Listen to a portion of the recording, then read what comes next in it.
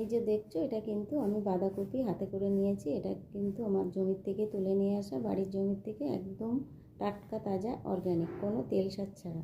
তাই ভাবলাম আজকে এটা রুটির সঙ্গেই বানাবো। দেখো কেটে ধুয়ে নিয়ে অল্প একটু মিষ্টি কুমড়ো, একটু আলু দিয়ে ডালনাটা করে নিয়েছি। অল্প একটু পাঁচফোড়ন আর কাঁচা লঙ্কা, নামানোর পরে একটু ঘি দিয়েছিলাম। আর এদিকে ডিম সিদ্ধ হয়ে গেছে, রুটি হয়ে গেছে, সবাইকে খেতে দিয়ে আমি নিজেও খেতে এলাম। এমন খাবার প্রতিদিন কিন্তু আমাদের বানাতে হয়, কেন সকালবেলা একটু পেট ভরা খাবার সবাই চায়। রাতে খাবার খুব কম খাওয়া হয় বলে সকালে বেশ পেট ভরা খাবার চায় সবাই।